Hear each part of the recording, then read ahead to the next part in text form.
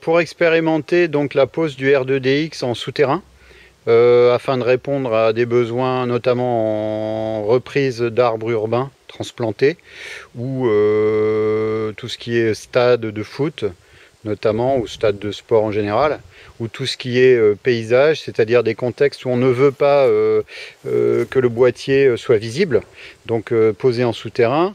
Donc on a ici au bord d'une haie, désolé pour le désherbage, posé donc les 3 paires de sondes ont été posées en aérien, bon peu importe. Le câble blindé donc sort de terre d'un boîtier qui est lui-même souterrain, c'est ça l'objet du test. Donc sous une butte de sable qu'on a fait monter progressivement, on a un boîtier étanche dans lequel se trouve donc à la fois la batterie qui donne l'autonomie, la carte électronique R2DX qui est la dernière née, qui est très performante, et également l'antenne qui se trouve donc à l'intérieur de ce coffret étanche. Ce qui a pour énorme avantage donc de ne pas avoir de sortie. Donc à part les câbles qui passent dans un presse-étoupe étanche lui-même recouvert de goudron, tout le reste se trouve à l'intérieur de ce coffret. Donc dans les différents matériaux que nous testons, on a testé des plaques de béton, on a testé du sable, de la terre, donc de manière à ce que on puisse expérimenter les différents matériaux qui sont susceptibles de recouvrir le boîtier en question.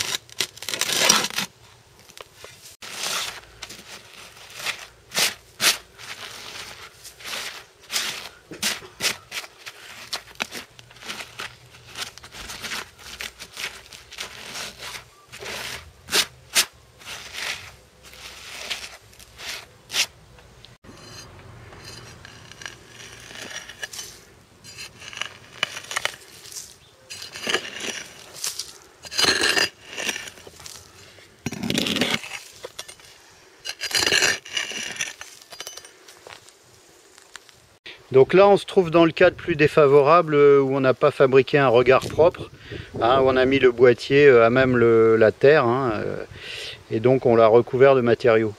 Bon évidemment si on peut ménager un petit regard soit en plastique soit en ciment propre pour loger le boîtier, c'est encore mieux. Enfin c'est pas indispensable. En revanche il faut prévoir un petit dispositif pour que si on a besoin d'ouvrir, il n'y ait pas de saleté qui rentre au niveau du joint du coffret. Donc ça c'est peut-être juste à prévoir un plastique très épais qui empêche simplement la terre de s'approcher du joint au niveau de la fermeture.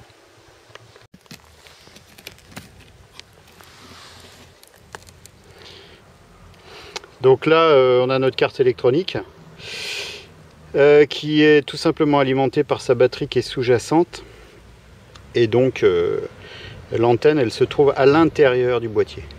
Donc on n'a absolument rien d'extérieur dans cette configuration. Ce qui réduit les ennuis évidemment sur la durée.